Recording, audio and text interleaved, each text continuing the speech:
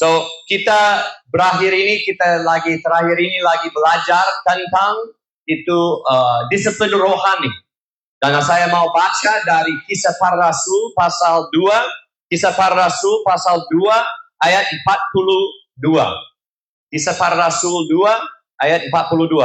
Mereka bertekun dalam pengajaran rasul-rasul, dalam persekutuan, dalam memecahkan roti dan berdoa. Saya berdoa. Tuhan, terima kasih untuk waktu ini. Kami bisa belajar dari firman-Mu. Saya berdoa supaya Engkau akan bantu kami. Supaya kami tidak hanya dengar dengan kuping saja, tapi dengan hati yang jujur, hati yang mau ikuti Engkau. Saya berdoa supaya Engkau akan bantu kami, supaya kami akan mengerti firman-Mu, akan percaya firman-Mu, dan akan lakukan firman-Mu. Dalam nama Tuhan Yesus. So di sini, ini bicara tentang gereja mula-mula. Waktu orang baru percaya kepada Yesus setelah dia sudah mati dan bangkit dari kematian. Dan itu berkata ayat 41, orang-orang yang menerima perkataannya karena Petrus dan rasul-rasul mereka membagi firman Tuhan tentang Yesus. Dan banyak orang menerima. Dan menerima perkataannya itu dibaptis, dan pada hari itu jumlah mereka bertambah kira-kira 3.000 jiwa. Jadi 3.000 jiwa mereka percaya kepada Yesus dan mereka tunduk kepada Dia sebagai Raja mereka. Dan itu berkata di ayat 42. Karena hari ini kita mau bicara tentang persekutuan. Mereka bertekun dalam pengajaran ajaran rasul-rasul. Ini karena itu kita sudah bicara beberapa minggu yang lalu. Itu Kristen harus ada disiplin rohani, baca firman Tuhan, mengajar firman Tuhan, belajar firman Tuhan, dan lakukan firman Tuhan. Dan ini kita bisa baca dari perjanjian lama, perjanjian baru. Kita bisa belajar dan mereka berkumpul dan mereka bertekun dalam pengajaran rasul-rasul. Ini maksudnya rasul-rasul sudah dapat wahyu dari Yesus Kristus untuk membagi firman kepada mereka. Dan mereka mengajar gerejanya. Itu orang yang percaya. Terus dalam persekutuan. Hari ini kita akan mulai bicara tentang persekutuan. Apa itu gereja, apa itu pelayanan, apa itu persekutuan. Kita akan mulai bicara hari ini. Dan kalau Allah hendak, kita akan untuk 3 minggu bicara tentang hal ini. Dan terus itu dalam memecahkan roti dan berdoa. Memecahkan roti ini karena waktu kita bersekutu dengan gereja, kita juga makan perjamuan kudus. Dan mereka waktu itu mereka tidak hanya makan sedikit roti dan sedikit anggur, tapi mereka akan makan satu meal, jamuan yang sungguh-sungguh. Setiap minggu mereka akan berkumpul, dengar firman Tuhan, berdoa bersama, dan mereka akan bersekutu, dan itu termasuk makan bersama, dan ingat apa Yesus Kristus lakukan untuk kita. So, mereka juga berdoa, karena itu di dalam persekutuan, kita harus dengar firman Tuhan, kita akan harus berdoa bersama, dan kita harus itu bertumbuh bersama.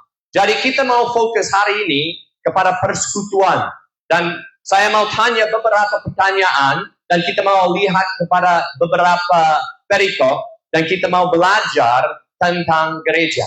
Karena itu susah di Manado mengerti apa itu gereja. Itu susah. Karena kalau saya berkata gereja, banyak orang akan berpikir, oh ya, di sana ada gereja, di sana ada gereja, tapi ini salah. Itu gedung, bukan gereja. Itu bukan gereja. Dan kita akan lihat, itu bukan gedung. Satu gedung adalah gereja. So, kalau kamu berpikir setiap hari Minggu, kamu ke gereja, itu bukan gereja. Itu hanya gedung. Itu hanya gedung. Itu bukan gereja. Dan itu bukan satu organisasi. Banyak orang kalau mereka berpikir, oh saya dari gereja Kemim. Saya dari gereja GPDI. Saya dari gereja ini atau gereja itu. Dan mereka berpikir itu satu gereja. Itu bukan gereja. Itu hanya organisasi. Itu organisasi banyak orang yang ada doktrin yang sama, ada pikiran dan pendapat yang sama. Mereka sering berkumpul, mereka ada bikin satu organisasi. Itu bukan gereja. Banyak orang dipikir di sini itu kalau itu sinode itu sudah jadi gereja karena itu disebut gereja ya Pentecostal, gereja karismatik, gereja Protestan, gereja apa, tapi itu bukan gereja kalau kita belajar dari firman Tuhan. Dan banyak orang berpikir, oh ya setiap hari Minggu saya ke gereja. Dan waktu mereka berpikir tentang gereja, mereka berpikir ke gereja maksudnya ke kebaktian. Mereka berpikir itu gereja itu setiap hari Minggu itu jam 9 sampai 11 itu gereja. Itu bukan gereja. Itu gereja tidak ada waktu tertentu. Itu hanya kebaktian. Itu orang berkumpul menyembah dan mereka lakukan apa saja, cari dana apa-apa saja. Itu hanya itu satu meeting, satu rapat, satu pertemuan. Itu bukan gereja. Itu bukan gereja. Itu kebaktian beda dengan gereja. Kita mau baca dari Kisah Para Rasul pasal 5 ayat 11. Karena kita mau tanya, apa itu gereja? Kalau kita mau itu percaya sesuai dengan Alkitab, itu apa itu gereja? Kita baca di Kisah Para Rasul 5 ayat 11. Kisah Para Rasul 5 ayat 11. Maka sangat ketakutanlah seluruh jemaat dan semua orang yang mendengar hal itu. That's all the whole verse? Okay, read the verse before. Lalu rebahlah perempuan itu seketika itu juga di depan kaki Petrus dan putuslah nyawanya. Ketika orang-orang muda itu masuk, mereka mendapati dia sudah mati. Lalu mereka mengusungnya keluar dan menguburnya di samping suaminya. And 11. Ayat 11. Maka sangat ketakutanlah seluruh jemaat dan semua orang yang mendengar hal itu. Dan di sini di bahasa Indonesia itu berkata semua jemaat. Tapi bahasa Yunani itu berkata eklesia. Itu maksudnya gereja. Ini maksudnya gereja mereka semua takut. Mereka takut karena Allah membunuh satu orang di dalam gereja. Waktu mereka berkumpul, karena dia bohong kepada Roh Kudus, dia mati. Karena itu penghakiman Tuhan. Dan mereka takut. Itu gereja takut. Karena gereja bukan satu tempat, bukan satu organisasi, itu bukan satu gedung, itu bukan kebaktian, tapi gereja itu satu group of people. Satu kelompok orang-orang. Kelompok orang-orang ini maksudnya itu satu jemaat. So itu orang adalah gereja. Itu Tuhan tidak tinggal di gereja. Walaupun di Manado orang suka bikin satu gereja besar supaya mereka jadi terkenal, tapi Allah tidak tinggal di dalam gedung itu. Allah tidak tinggal di dalam gedung, tapi dia tinggal di dalam gereja. Gereja apa? Gereja bukan apa, itu siapa. Siapa? Gereja itu termasuk setiap orang yang ikut Yesus Kristus dan hidup di dalam Yesus Kristus. Itu adalah gereja. Bukan satu gedung, bukan satu sinode ini atau itu, tapi itu orang yang percaya kepada Tuhan, tunduk kepada Dia dan jalan bersama Dia. Itu adalah gereja. Kita harus tahu itu orang, itu jemaat adalah gereja. Itu bukan satu kebaktian adalah gereja. Kita terus baca di Kisah Para Rasul pasal 11 ayat 26. Kita bisa lihat setiap kali itu Alkitab bicara tentang gereja, itu akan bicara tentang orang. Itu tidak bicara tentang sinode atau satu gedung atau apa saja, tapi tentang orang yang mengikut Yesus Kristus. Terus Kisah Para Rasul 12 ayat 26. Mereka tinggal bersama-sama dengan jemaat itu 1 tahun lamanya, sambil mengajar banyak orang. Di Antiokhia lah murid-murid itu untuk pertama kalinya disebut Kristen. Di Antiokhia, karena mereka mengikut Yesus, orang mulai bicara mereka adalah Kristen. Itu Kristen bukan satu agama, itu satu kata. Orang yang tidak suka orang yang mengikut Yesus berkata, oh mereka Kristen. Itu maksudnya Kristus kecil. Itu mereka Kristen, mereka ikut Kristus. Dan mereka mulai berkata, tapi setelah itu orang yang percaya kepada Yesus, mereka mulai menerima. Oke, kalau mereka mau berkata kita mengikut Kristus, kita mengakui, kita mengikut Kristus. Jadi itu orang, itu gereja disebut orang Kristen. Itu siapa itu gereja. Bukan apa itu gereja, tapi siapa itu Kristen. Apa itu gereja? Itu Kristen yang sungguh-sungguh sejati. Bukan Kristen dari lahir, bukan Kristen budaya, bukan Kristen sudah dibaptis selama atau baptis percika atau berbahasa roh. Bukan. Itu orang yang sungguh-sungguh sudah ikut Yesus Kristus dan jalan bersama dia. Dia adalah gereja. Itu orang percaya kepada Tuhan dan tunduk kepada dia. Mereka adalah gereja. Kita baca di pasal 14 ayat 27. Kisah Para Rasul 14 ayat 27. Setibanya di situ, mereka memanggil jemaat berkumpul. Lalu mereka menceritakan segala sesuatu yang Allah lakukan dengan perantaraan mereka, dan bahwa ia telah membuka pintu bagi bangsa-bangsa lain kepada iman. 14:27 itu berkata, jemaat berkumpul. Dan kata itu di bahasa Yunani bukan jemaat, tapi itu gereja, eklesia. Itu gereja berkumpul. So, waktu gereja itu setiap orang yang percaya, waktu mereka berkumpul, kita bisa berkata gereja sudah berkumpul. Gereja sudah berkumpul. Itu mungkin di satu gedung ada salib, mungkin itu di TKB, mungkin itu di mana saja. Itu tidak penting kita bertemu di mana. Tapi kalau jemaat berkumpul untuk bersekutu, untuk belajar firman Tuhan, untuk berdoa bersama, itu jadi gereja. Karena kalau gereja maksudnya jemaat berkumpul, ini maksudnya itu adalah gereja sudah berkumpul. Jadi kita tidak bisa berpikir itu kalau kita ke satu gedung itu kudus. Itu kudus. Bukan. Itu di Alkitab berkata orang percaya dan tunduk kepada Yesus Kristus. Karena darah Yesus Kristus mereka jadi kudus. Dan mereka jadi itu bait Allah. Itu Roh Kudus hidup di dalam mereka. Itu tidak di satu tempat, tidak di satu organisasi, tapi di dalam orang yang sudah kenal Yesus Kristus.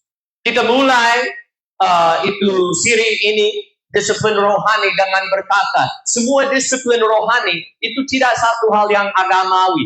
Itu tidak satu hal yang kita lakukan karena ada agama. Tapi kita berdoa kepada Tuhan karena kita mau ada hubungan dengan dia. Kita baca firman-Nya karena kita mau mengenal dia melalui firman-Nya. Mau tahu kehendaknya dan mau lakukan kehendaknya. Kita baca Alkitab karena itu. Dan persekutuan itu juga. Itu bukan satu hal yang agamawi. Itu hari Minggu saya harus pakai batik, saya harus bawa itu persembahan, dan saya harus ke satu gedung yang khusus, dan saya harus duduk berdiri dan bicara amin, amin, amin. Oh, itu gereja. Bukan. Itu hanya agama.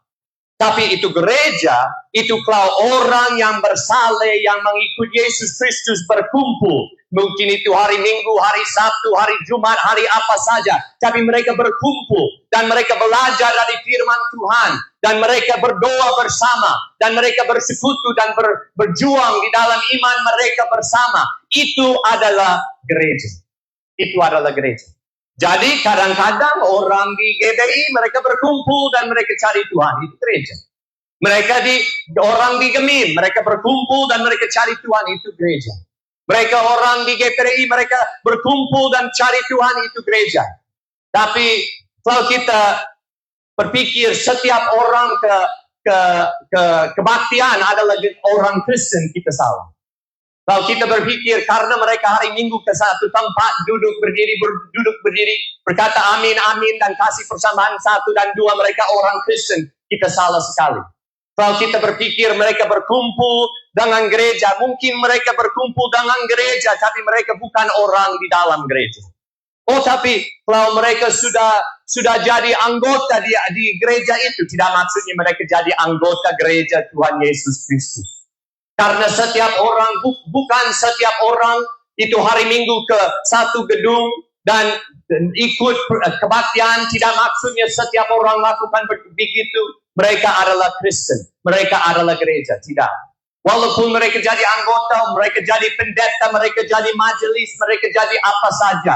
Tapi itu tidak cara untuk masuk di dalam gereja. Jadi kita harus tanya, bagaimana kita bisa masuk di dalam gereja? Bagaimana kita bisa jadi anggota gereja Tuhan Yesus Kristus? Bagaimana? Kita baca di Kisah Para Rasul 2 ayat 47. Kisah Para Rasul 2 ayat 47. Sambil memuji Allah, dan mereka disukai semua orang. Dan tiap-tiap hari Tuhan menambah jumlah mereka dengan orang yang diselamatkan. Itu orang sudah diselamatkan, mereka masuk di dalam gereja. Orang sudah dilahirkan kembali, mereka masuk di dalam gereja. Dan kita harus mengerti apa maksudnya dilahirkan kembali. Banyak orang kalau tanya mereka, itu kapan dilahirkan kembali, mereka selalu berpikir tentang baptisan. Mereka akan berdebat, baptisan percik atau baptisan selam. Mereka akan berdebat. Tapi mereka dua-duanya akan berpikir, oh saya sudah lahirkan kembali karena saya sudah dibaptis.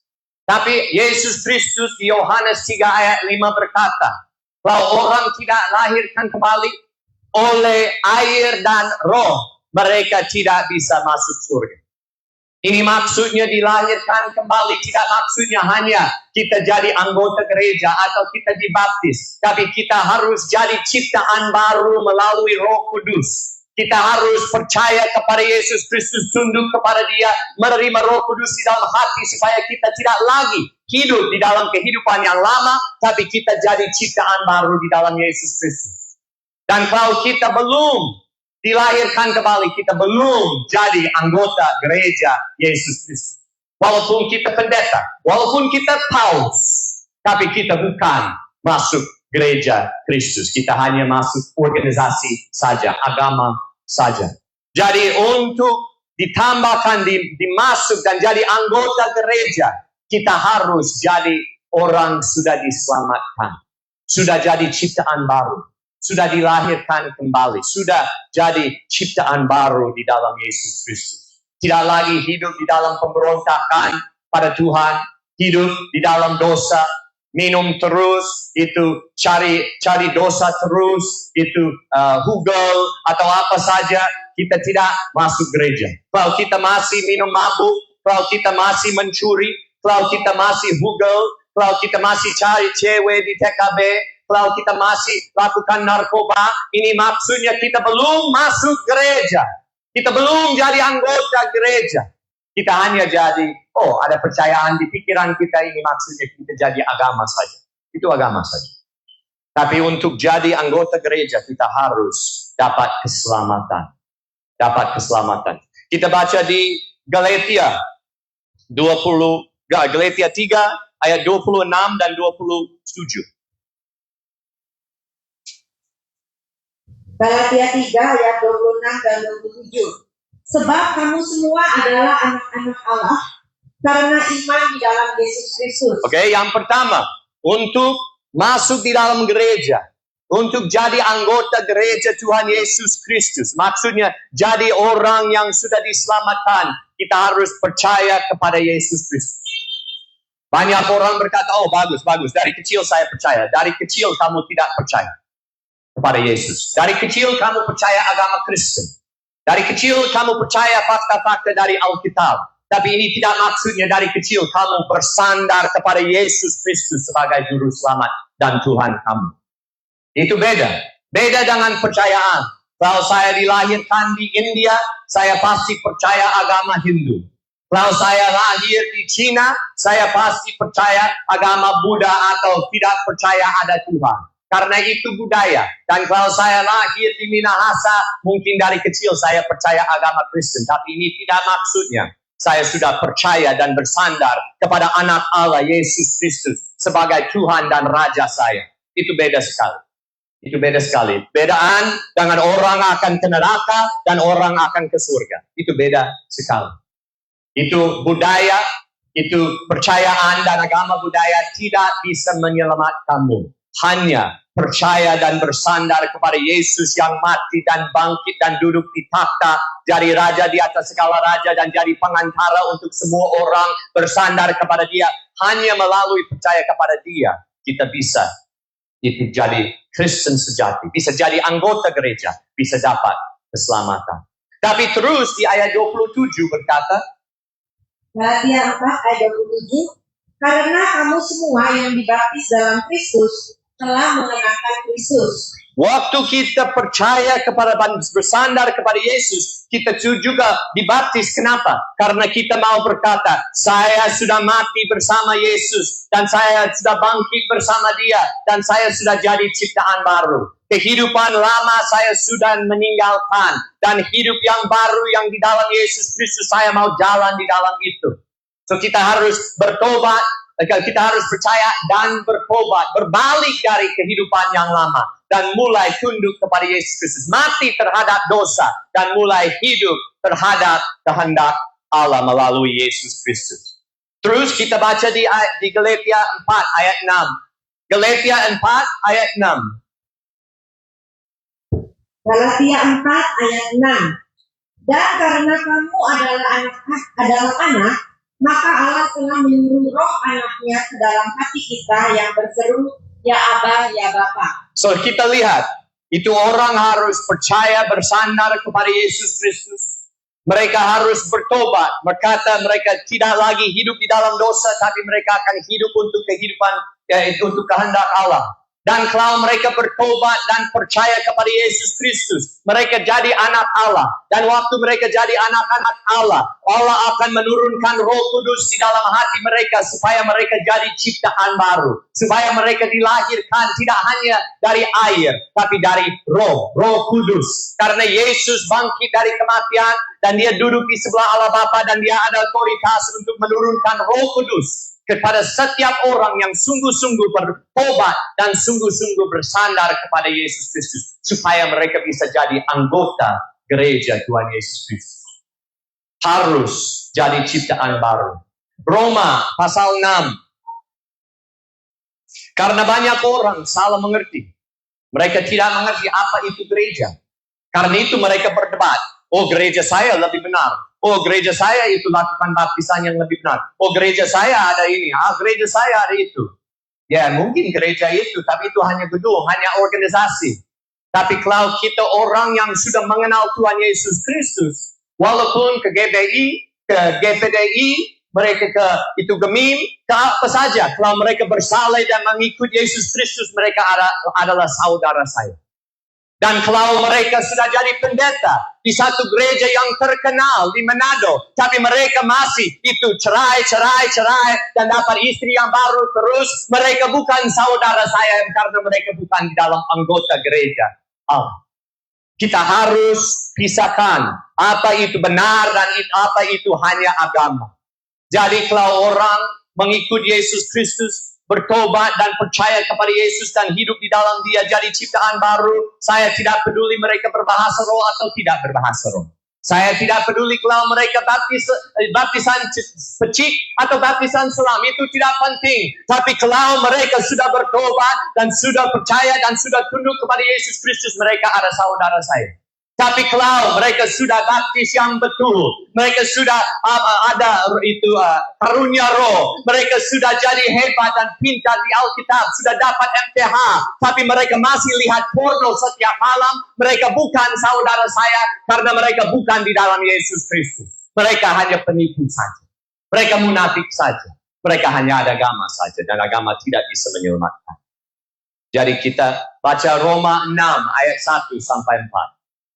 Roma 6 ayat 1 sampai 4. Jika demikian, apakah yang hendak kita katakan? Bolehkah kita bertekun dalam dosa supaya semakin bertambah kasih karunia itu? 2. Itu dia tanya karena banyak orang dengar, oh kita diselamatkan oleh anugerah. Dan mereka berpikir, oh kalau itu anugerah maksudnya setelah kebaktian saya pesta pora tidak masalah karena saya diselamatkan oleh anugerah. Salah, tidak mengerti apa itu anugerah. Kalau bisa terus pora dan berpikir sudah menerima anugerah Tuhan, kamu sudah ditipu. Tidak lagi, tidak mengenal kebenaran. Terus? Ya 2. Sekali-kali tidak. Bukankah kita telah mati bagi dosa? bagaimanakah kita masih dapat hidup di dalamnya? Kalau kita sudah bertobat dan percaya kepada Yesus Kristus, jadi ciptaan baru di dalam Yesus, sudah mati terhadap dosa di dalam baptisan, sudah itu hidup terhadap Allah melalui itu bangkit bersama Yesus Kristus jadi ciptaan baru. Bagaimana kita bisa terus hidup di dalam dosa? Bagaimana kita bisa terus lihat porno? Bagaimana kita bisa terus bohong kepada orang tua atau kepada bos atau kepada teman? Bagaimana bisa terus? Tidak bisa. Kalau kita bisa terus hidup di dalam dosa ini, maksudnya kita belum dapat anugerah Tuhan. Terus? Ayat 3. Atau tidak tahukah kamu bahwa kita semua yang telah dibaptis dalam Kristus telah dibaptis dalam kematiannya? Ayat 4. Dengan demikian kita telah dikuburkan bersama-sama dengan Dia oleh baptisan dalam kematian, supaya sama seperti Kristus telah dibangkitkan dari antara orang mati oleh kemuliaan Bapa, demikian juga kita akan hidup dalam hidup yang baru. Jadi saya tanya kamu sudah dibaptis? Baptis selam, baptis percik, saya tidak peduli. Kecil, waktu besar, saya tidak peduli. Tapi saya tanya, kalau kamu berkata kamu sudah dibaptis, tapi masih hidup di dalam dosa, apa artinya baptisanmu? Apa artinya? Itu hanya satu acara agama? Itu kalau masih bisa hidup di dalam dosa, apa artinya? Karena di sini, itu Rasul Paulus, dia berkata, itu apa artinya itu baptisan? Kita mati terhadap dosa dan hidup terhadap kehendak Allah. Tapi kalau kita masih hidup terhadap dosa, kita masih hidup di dalam dosa, dan berontak pada Tuhan. Pagi ke kebaktian, sore pesta pura. Itu malam ke kolom, malam lebih lagi kita lihat porno. Ini apa itu baptisan begitu? Itu tidak ada kuasa. Itu mungkin ada banyak air, mungkin itu di laut. Itu sudah dalam sekali, tapi masih tidak bisa menyelamatkanmu karena belum dapat hidup baru. Belum dapat Roh Kudus di dalam hati dan jadi ciptaan baru. Kita harus tanya, baptisan kita itu hanya agama atau kita sudah masuk di dalam Yesus Kristus dan percaya dan sandar kepada Dia dan tunduk kepada Dia sebagai Raja, atau kita hanya ada agama dan akan ke neraka seperti orang Kristen palsu, orang Kristen yang nama saja. Kita baca di Matius 7 ayat 21 sampai 23. Karena banyak orang berpikir, oh tapi saya orang Kristen pasti akan ke surga. Kita tanya lagi itu 21. Matius 7 ayat 21. Bukan setiap orang yang berseru kepadaku Tuhan, Tuhan akan masuk ke dalam kerajaan surga. Siapa berseru kepada Tuhan Yesus Kristus Tuhan, Tuhan? Itu bukan Muslim, bukan Buddhis, bukan agama yang lain, bukan orang ateis, tapi itu orang disebut diri adalah Kristen. Mereka berkata Tuhan, Tuhan. Tapi Yesus di sini berkata, tidak setiap orang berkata Tuhan, Tuhan akan masuk surga. Ayat 22 dan 23. 22. You want to finish the 21? Ya. Melainkan dia yang melakukan kehendak Bapakku yang di surga. Jadi, siapa akan masuk surga? Itu orang sudah mati terhadap dosa dan hidup terhadap kehendak Tuhan. Terus? 22. Pada hari terakhir, banyak orang akan berseru kepadaku, Tuhan, Tuhan, bukankah kami berbuat demi namamu, dan mengusir setan demi namamu, dan mengadakan banyak mujizat demi namamu juga? Mungkin kamu berkata, oh, memang itu baptisan tidak cukup, harus dibaptis oleh Roh Kudus. Dan orang akan berkata, lihat, saya berbahasa roh, saya sudah ada karunia roh, sudah bernubuat, sudah lakukan mujizat, pasti saya akan ke surga. Orang ini berpikir sama seperti itu di ayat 22. Mereka berkata, Tuhan, tapi di dalam namamu kita sudah lakukan mujizat, sudah bernubuat, sudah lakukan banyak hal yang mujizat. Tapi ayat 23 dia berkata, pada waktu itulah aku akan berterus terang kepada mereka dan berkata, aku tidak pernah mengenal kamu. Enyahlah daripadaku, kamu sekalian pembuat kejahatan. Orang yang percaya Yesus adalah Tuhan. Orang yang melayani, tidak hanya duduk hari Minggu, tapi mereka melayani. Mereka lakukan mujizat, tapi mereka akan ke neraka. Kenapa Yesus berkata, hari penghakiman dia akan menolak mereka dan mereka akan binasa. Kenapa? Karena mereka lakukan kejahatan. Karena mereka masih tinggal di dalam dosa. Walaupun sudah dibaptis, walaupun sudah berbahasa roh, walaupun sudah lakukan mujizat, walaupun sudah melayani, tapi mereka akan binasa. Karena mereka masih hidup di dalam dosa. Jadi kita tidak bisa salah mengerti apa itu untuk masuk dan jadi anggota gereja. Kita harus jadi ciptaan baru. Kita baca Titus pasal 2 ayat 11. Titus pasal 2 ayat 11. Karena tadi kita berpikir banyak orang berpikir, oh ya saya diselamatkan oleh anugerah. Maksudnya saya masih bisa ke sepura dan ke surga. Kita akan baca di Titus pasal 2 ayat 11. Titus 2 ayat 11. Karena kasih karunia Allah yang menyelamatkan semua manusia sudah nyata. Oke, so dia di sini, Rasul Paulus, di Alkitab, bukan Alkitab bule, tapi Alkitab Indonesia berkata, itu anugerah Allah sudah dinyatakan untuk menyelamatkan semua orang. Bagaimana? Kita terus baca. 12. Dia mendidik kita supaya kita... Oke, itu berkata anugerah mendidik kita. Anugerah mengajar kita lakukan apa terus? Supaya kita meninggalkan kefasikan dan keinginan-keinginan duniawi. Dan supaya kita hidup bijaksana, adil, dan beribadah dalam dunia sekarang ini. Itu berkata, anugerah datang untuk menyelamatkan kita dengan mengajar kita mati terhadap dosa dan hidup terhadap itu kehendak Allah. Kalau kamu berkata, saya sudah menerima anugerah Tuhan tapi masih lihat porno, harus tanya, Alkitab betul atau kamu betul? Siapa bohong? Alkitab, Rasul Paulus, atau kamu? Karena kalau kita menerima anugerah Tuhan, hati kita dan kehidupan kita akan diubah. Tapi kalau kita masih bisa hidup di dalam dosa dengan berkata, anugerah Tuhan, saya majelis, saya pendeta, saya sudah MTH, akan ke neraka karena kita menipu diri sendiri. Terus baca, karena banyak orang, tapi Yesus mati untuk kita, supaya kita walaupun masih di dalam dosa bisa ke surga. Sesat. Kita baca di ayat 14. Titus 2 ayat 14. Yang telah menyerahkan dirinya bagi kita. Yesus menyerahkan dirinya bagi kita di salib. Dia jadi korban untuk kita. Supaya kita bisa lihat porno dan tapi masih ke surga, kita baca terus.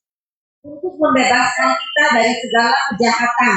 Untuk membebaskan kita dari segala kejahatan. Supaya kita dibebaskan, tidak lagi hidup di dalam dosa. Terus? Dan untuk menguduskan bagi dirinya suatu umat, kepunyaannya sendiri yang rajin berbuat baik. Dan untuk menguduskan satu umat. Satu itu gereja. Satu kelompok orang yang bersaleh pada dia melalui anugerahnya. Tidak lagi hidup di dalam dosa, tapi hidup di dalam kehendaknya. Ini adalah anugerah Tuhan. Tapi kalau kamu masih bisa gampang hidup di dalam dosa, ini maksudnya belum mengenal anugerah Alkitabiah. Hanya dapat anugerah yang palsu. Itu berkata, oh Allah akan mengampuni walaupun kamu berontak pada dia. Tidak. Allah kudus, kudus, kudus. Bukan iblis ciptakan neraka, tapi Allah ciptakan neraka. Dan dia akan melempari orang yang berontak pada dia di neraka. Jadi kita bisa lihat, untuk jadi anggota gereja Tuhan Yesus Kristus. Tidak hanya anggota organisasi, tidak hanya anggota sinode, tidak hanya anggota satu gedung, tapi jadi itu Kristen sejati. Jadi anggota Tuhan, kita harus dilahirkan kembali.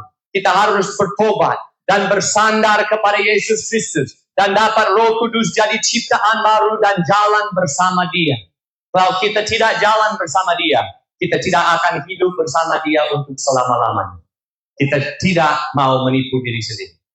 Jadi saya kenapa bicara jelas? Karena seringkali kita sudah ditipu. Tidak maksudnya kita ditipu oleh orang lain, tapi kita menipu diri sendiri. Jangan berkata, tapi Yesus mati untuk saya akan ke surga, walaupun saya berselingkuh. Oh, tidak masalah karena Yesus mati, anugerah. Salah, itu palsu. Itu sesat. Jangan disesatkan. So kita harus masuk di dalam gereja. Gereja itu apa? Bukan gedung, bukan organisasi, bukan kebaktian, tapi kita harus masuk di dalam persekutuan dengan orang saleh, orang yang hidup untuk Yesus Kristus dan bertumbuh bersama mereka, baca Alkitab bersama mereka, berdoa bersama mereka, dan bersekutu bersama mereka. Itu maksudnya jadi gereja. Itu di Manado bisa berkata setiap gereja yang bukan gereja sesat, seperti saksi Yehova atau seperti itu, tapi gereja yang biasa, yang gereja percaya Alkitab, tidak percaya buku yang lain, tapi gereja yang biasa percaya Alkitab dan mereka mengikuti Yesus, tidak menyembah berhala itu, tapi mereka mengikut itu. Semua gereja ada orang Kristen, ada orang gereja di dalam. Tapi kebanyakan orang di dalam hari kebaktian hari Minggu itu hanya munafik. Itu hanya datang untuk budaya, hanya datang untuk harus lakukan agama supaya mereka bisa tes kepura dengan hati nurani yang plong.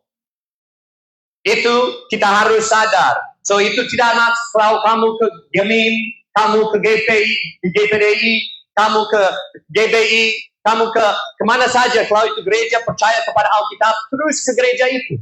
Terus. Kami di sini tidak untuk mengajak orang ke gereja yang lain atau aliran yang lain. Kami tidak peduli. Tapi kami peduli sekali kalau kamu ke gereja, ke kebaktian, ke gedung, ke sinode, tapi belum jadi ciptaan baru di dalam Yesus Kristus. Itu kasihan banget. So maksudnya saya nasihat begini. Terus ke gerejamu. Kalau itu bukan gereja sesat. Terus ke gereja. Tapi cari orang saleh di dalam gereja dan bersekutu bersama mereka. Mungkin pendeta belum diselamatkan. Mungkin majelis belum diselamatkan. Tapi pasti ada orang saleh di dalam gerejanya. Di dalam kelompok itu. Cari mereka dan sering pakai waktu dengan mereka. Sering bertemu dengan mereka. Berdoa bersama mereka. Itu adalah gereja. Itu adalah gereja yang sungguh-sungguh. Tapi jangan hanya ke gereja. Jangan hanya ke sana. Banyak orang mereka ada alasan. Oh, saya tidak ke gereja karena banyak munafik di sana. Mungkin kamu tidak ke gereja karena banyak munafik di gereja. Mereka cari dana terus. Itu persembahan 1, 2, 3, 4. Wah, itu munafik banyak. Itu lebih bagus pergi ke gedung dengan banyak orang munafik daripada ke neraka bersama orang munafik. Ini maksudnya pasti ada munafik di setiap gereja. Tapi juga di setiap gereja pasti ada orang saleh di dalam. Kamu bisa bersekutu dengan mereka, berjuang bersama mereka, bisa bertumbuh bersama mereka, dan bisa jalan bersama mereka dengan Yesus Kristus. Jadi jangan berhenti ke kebaktian karena ada banyak munafik dan agamawi saja. Tapi cari orang yang saleh di dalam gereja itu dan berkumpul bersama mereka, berdoa bersama mereka, belajar bersama mereka. Jadi kita mau tanya satu pertanyaan lain. Apa itu pelayanan? Dan saya harus hati-hati dengan tanya ini karena waktu saya berpikir tentang ini dan berpikir tentang Manado, saya jadi marah. Saya jadi marah sekali.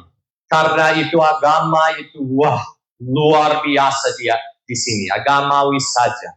Jadi, itu kalau di Jakarta, orang mau itu dari kecil, mereka harus pilih setelah mereka lulus dari SMA, mereka mau kerja apa.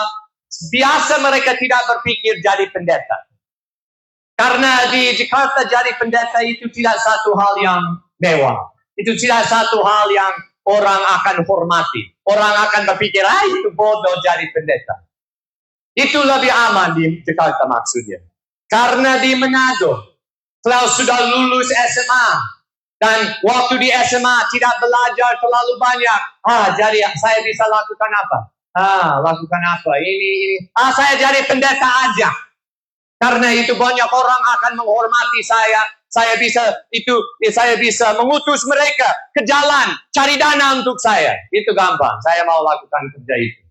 Itu jadi satu pekerjaan di Manado. Itu pelayanan jadi satu pekerjaan dan satu hal yang bisa lakukan supaya bisa dapat kursi. bisa dapat hormat, supaya bisa dapat posisi di masyarakat. Itu bukan pelayanan. Itu bisa berkata, jangan berkata orang lain saya berkata, tapi itu bodoh sekali. Itu bodoh sekali. Tapi jangan berkata kepada orang lain saya sudah bilang gitu. Itu bodoh sekali. Karena itu sama sekali itu melawan firman Tuhan. So kita mau tanya, apa itu pelayanan? Jadi pendeta bukan pelayanan. Jadi penginjil bukan pelayanan. Itu jadi majelis bukan pelayanan. Itu main musik, kebaktian bukan pelayanan. Jangan salah. Itu bukan pelayanan. Itu sering kali di Minahasa itu tempat, saya main gitar di sini, main gitar di sana, itu kerja bagus. Saya bisa dapat sedikit uang. Karena orang tidak melayani Tuhan, tapi melayani dunia. Melayani dunia. Jadi, apa itu pelayanan? Kita baca di Ibrani 10. Ibrani 10 ayat 23 sampai 27. Ibrani 10 ayat 23. Marilah kita teguh berpegang pada pengakuan tentang pengharapan kita. Ya, kita harus berjuang, terus bertekun, terus. Sebab Ia yang menjanjikannya setia. 24. Dan marilah kita saling memperhatikan, supaya kita saling mendorong dalam kasih dan dalam pekerjaan baik. Itu berkata, kita harus saling perhatikan. Harus saling mendorong orang lain, dorong orang lain. Untuk apa? Dalam kasih dan dalam pekerjaan baik. Oke, so kita harus dorong orang lain. Ada hati untuk mereka, peduli pada orang lain.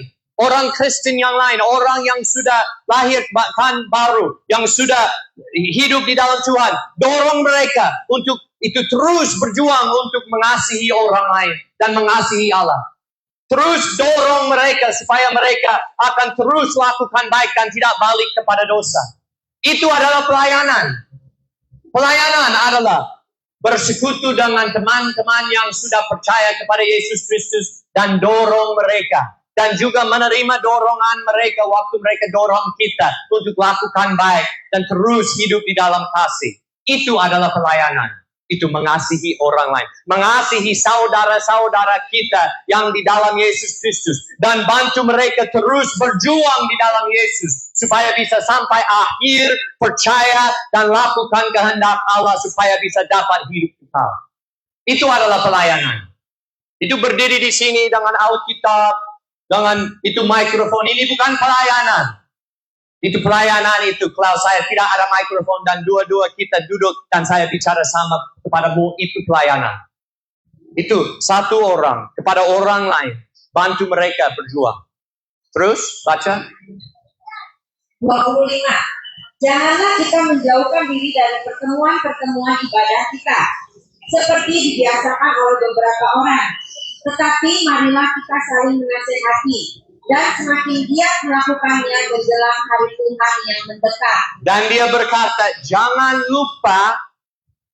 lupa berkumpul bersama supaya bisa berjuang bersama. Itu berkata beribadah. Tapi di sini kalau orang berpikir ibadah itu mulai dengan lagu, itu setelah ada khotbah, terus ada persembahan, itu adalah ibadah. Itu bukan ibadah. Di Alkitab Roma 12 itu berkata ibadah, itulah kita menyerahkan kehidupan kita kepada Tuhan dan hidup untuk Dia setiap hari. Itu ibadah. Jadi itu berkata kita tidak hanya itu, saya orang Kristen, saya tidak itu berkumpul dengan orang lain karena banyak munafik. Saya hanya mau sendiri. Saya belajar Alkitab sendirian, itu cukup. Ini bukan sesuai dengan Alkitab. Karena itu di sini Ibrani berkata, jangan lupa, baca lagi, satu kali lagi. Ayat 25 Ibrani 10. Janganlah kita menjauhkan diri dari pertemuan-pertemuan ibadah kita seperti dibiasakan oleh beberapa orang. Tetapi marilah kita saling menasihati dan semakin giat melakukannya menjelang hari Tuhan yang mendekat. Kita harus terus berkumpul dengan gereja. Itu orang bersaleh, berdoa bersama mereka, bersekutu bersama mereka, belajar firman bersama mereka, dan berjuang untuk hidup untuk kebaikan Tuhan. Terus baca 26 dan 27. 26. Sebab jika kita sengaja berbuat dosa, sesudah memperoleh pengetahuan tentang kebenaran, maka tidak ada lagi korban untuk menghapus dosa itu. Karena kita kenapa harus terus berkumpul sama orang saleh dan itu bantu yang saling membantu orang hidup di dalam Tuhan supaya kita tidak lupakan dan balik kepada dosa. Karena kalau kita balik kepada dosa, tidak ada korban bisa cucikan dosa kita. Kalau kita hidup di dalam dosa dan berpikir dosa Yesus Kristus akan cucikan dosa kita, kita sudah ditipu. Tapi kalau kita balik kepada dosa dan hidup sengaja di dalam dosa, kami berpikir, tapi saya percaya Yesus ada juru selamat saya. Sesat. Kalau kita sengaja hidup di dalam dosa, kita bukan hidup di dalam Kristus. Dan kita tidak dibawa darah Yesus Kristus. Terus? Ayat 27. Tetapi yang ada ialah kematian yang mengerikan akan penghakiman dan api yang dahsyat yang akan menghanguskan semua orang durhaka. Orang durhaka hidup di dalam dosa, walaupun mereka disebut diri adalah orang Kristen, mereka akan menerima penghakiman Tuhan. Jadi kita lihat kepada Efesus 4. Forgot where. Efesus 4. Yeah, I forgot the verse.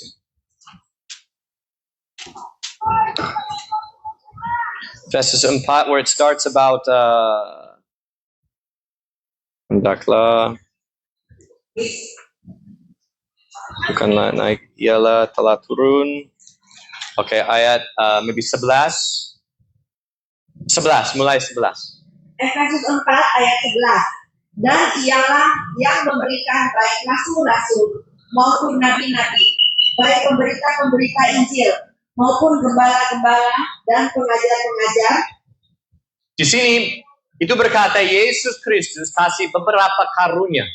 Beberapa itu jabat di dalam gereja. Jabatan di dalam gereja. Itu ada rasul, ada nabi, ada penginjil, ada pengajar, dan ada gembala. So ada di dalam. Dan banyak orang di Manado, di Amerika juga, mereka berpikir orang ada yang jabatan seperti itu, mereka adalah pelayan.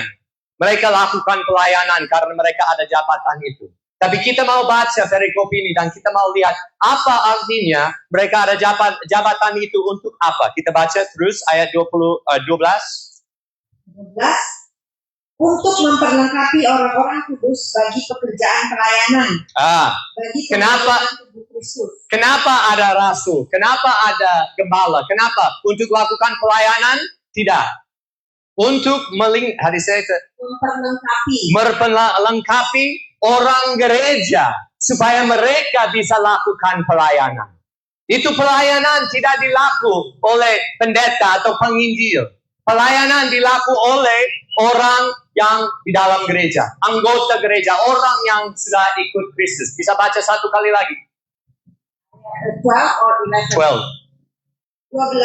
Untuk memperlengkapi orang-orang kudus bagi pekerjaan pelayanan, bagi pembangunan tubuh Kristus. So mereka harus lakukan. So kalau kamu sudah masuk di dalam gereja, maksudnya sudah jadi ciptaan baru, sudah dapat keselamatan, kamu harus lakukan pelayanan. Oh, tapi saya tidak bisa khotbah. Saya takut khotbah. Tidak, bukan khotbah.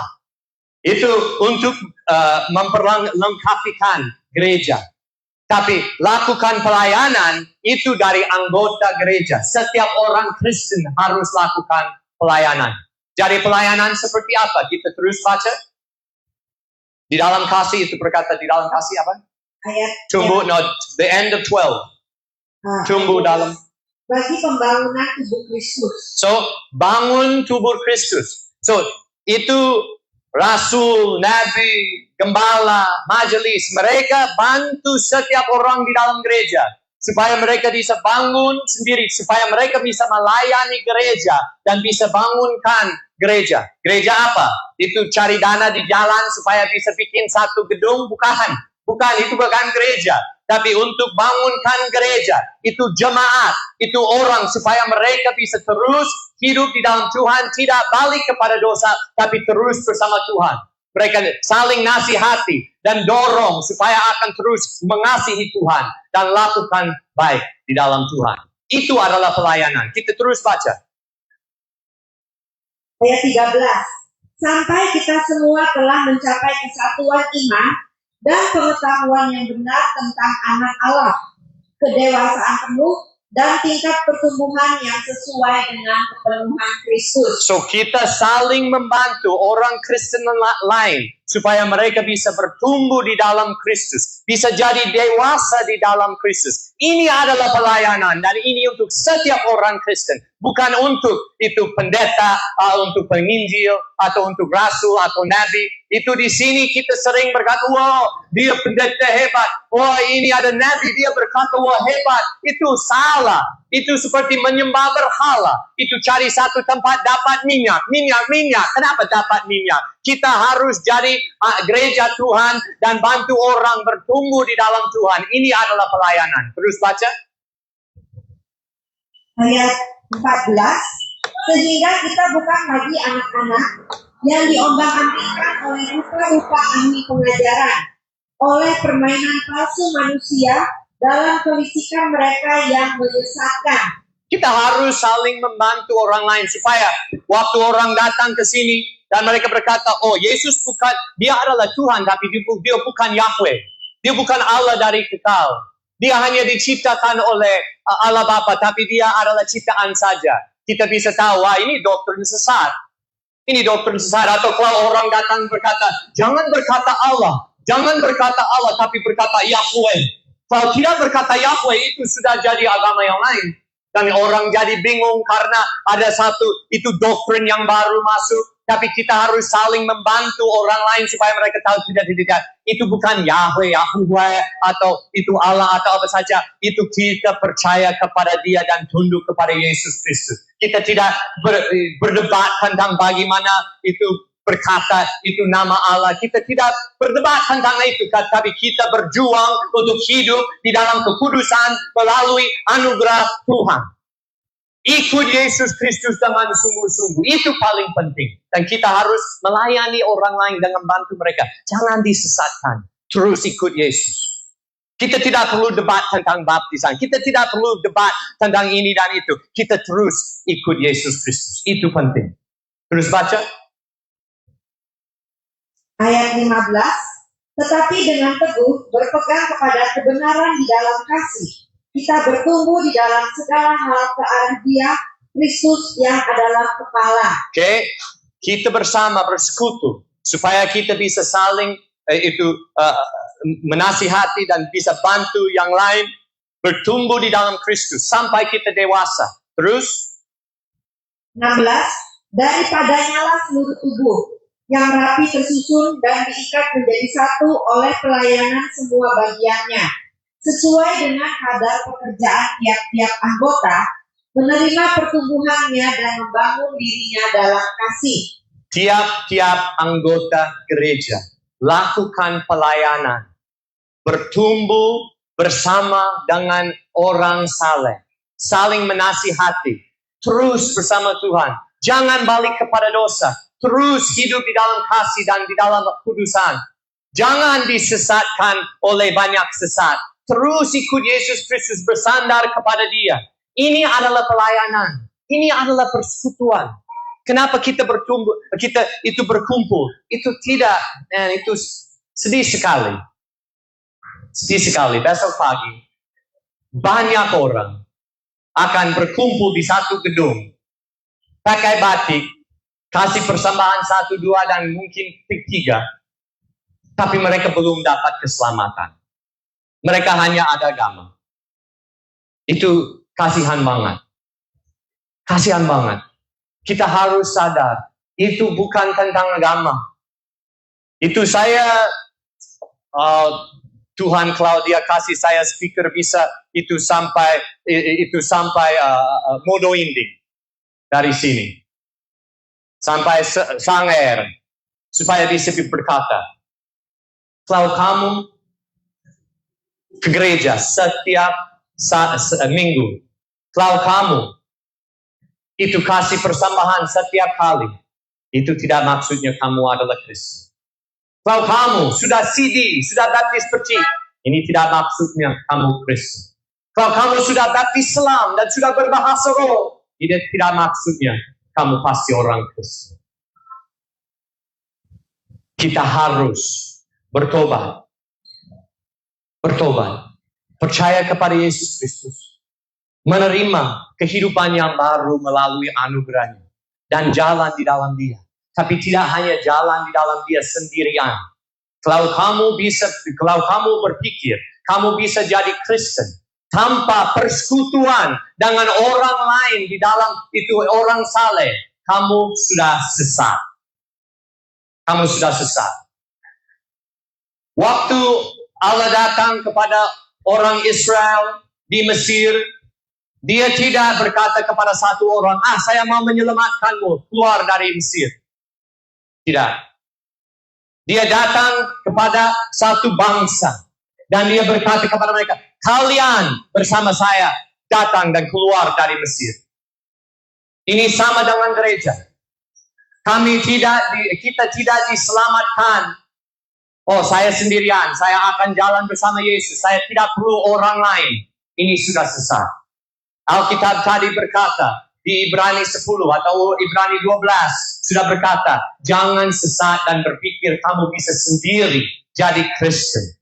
Kita harus berkumpul dengan orang yang lain yang juga berjuang hidup untuk Yesus Kristus dan saling membantu juang dan hidup terus bersama Yesus Kristus, tekun di dalam Dia. Kita perlu tubuh Kristus. Kita baca 1 Korintus 12. 1 Korintus kita akan tutup dengan ini. 1 Korintus 12. Saya tahu ini hampir waktu selesai karena sudah datang. Main catur. 1 Korintus 12 ayat 12. 1 Korintus 12 ayat 12. Karena sama seperti tubuh itu satu dan anggota-anggotanya banyak, dan segala anggota itu sekalipun banyak merupakan satu tubuh. Demikian pula Kristus.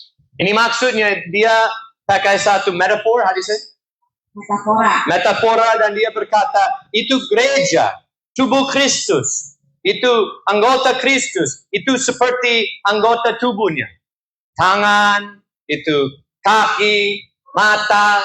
Ini seperti satu tubuh, tapi banyak anggota. Terus baca di 20 sampai 26. 1 Korintus 12 ayat 20. Dan waktu kita baca ini, saya mau kamu berpikir, saya bertumbuh bersama orang lain atau saya sendirian?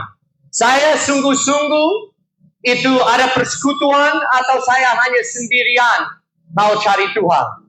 Dan jangan berpikir, saya setiap hari Minggu ke gereja. Itu banyak orang ke gereja tapi mereka tidak kenal Tuhan dan mereka tidak ada persekutuan.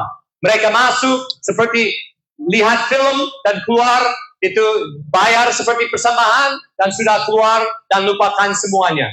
Itu hanya rutinitas saja. Itu bukan persekutuan.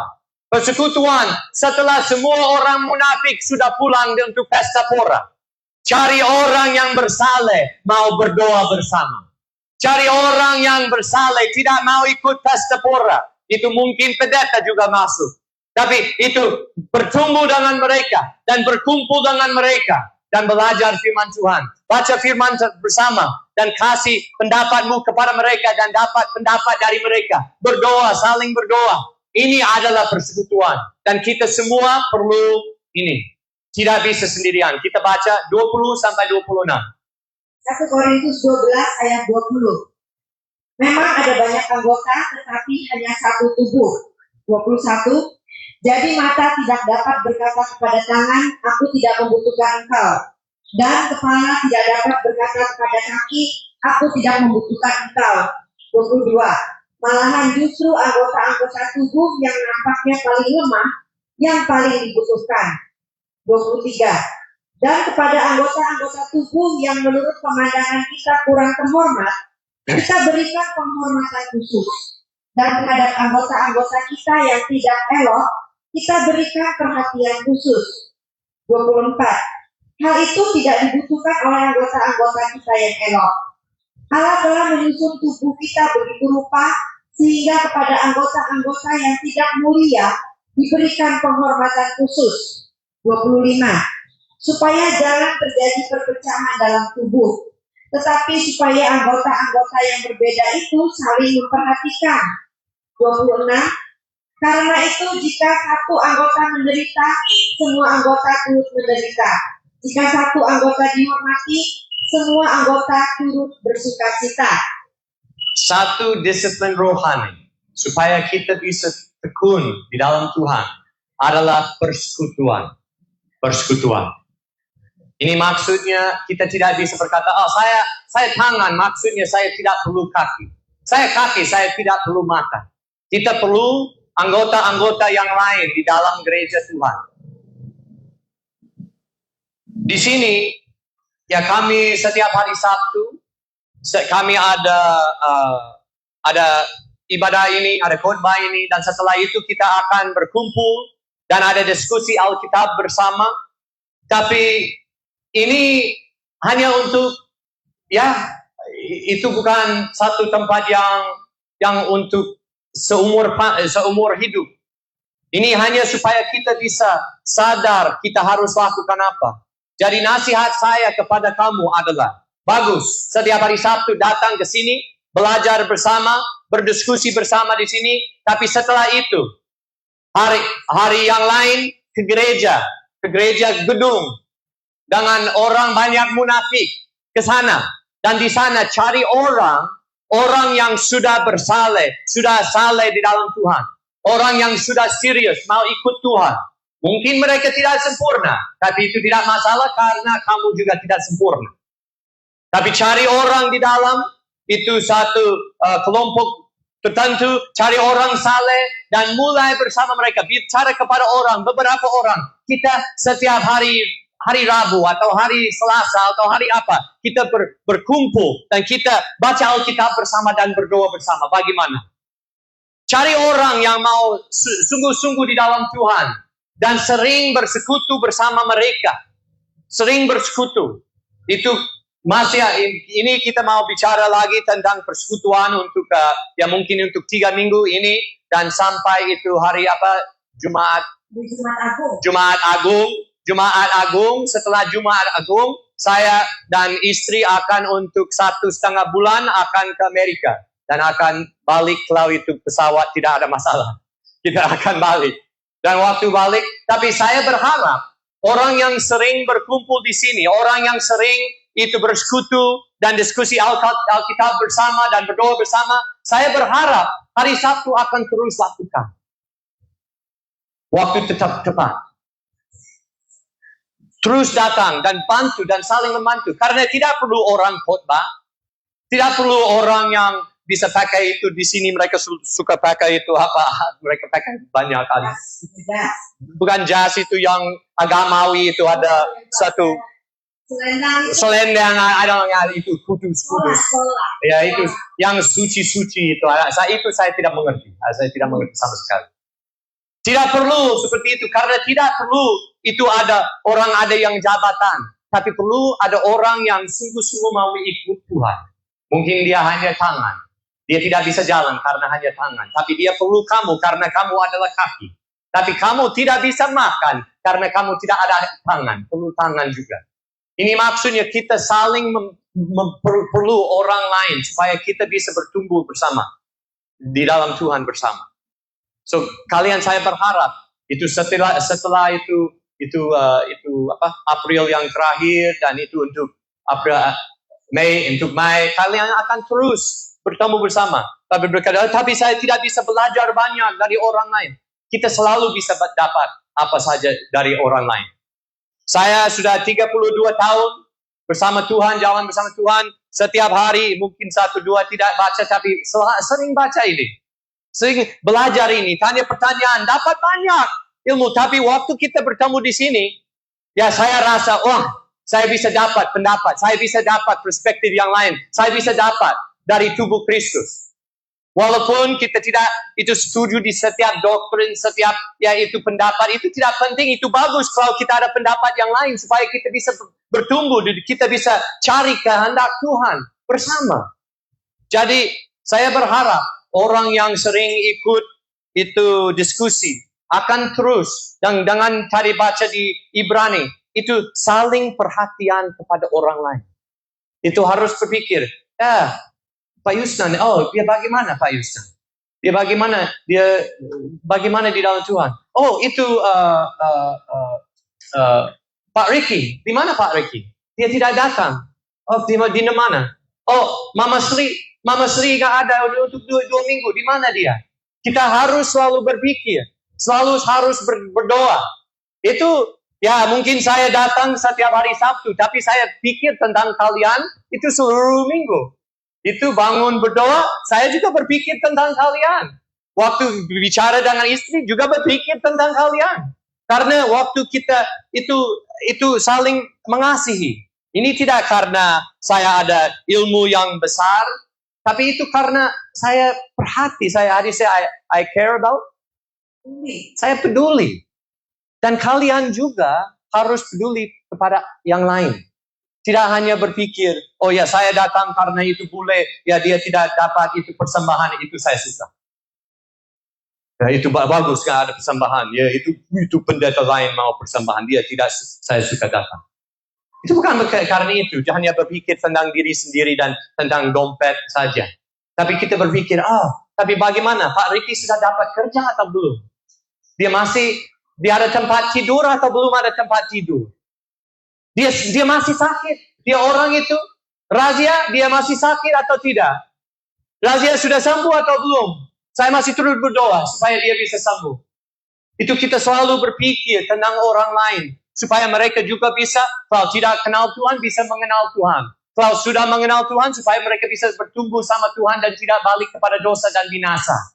Kita harus tidak hanya hidup untuk keselamatan diri sendiri. Itu dulu kita harus hidup untuk takut pada Tuhan supaya kita tidak binasa. Tapi yang kedua kita harus berpikir tentang orang lain. Tuhan, saya berdoa supaya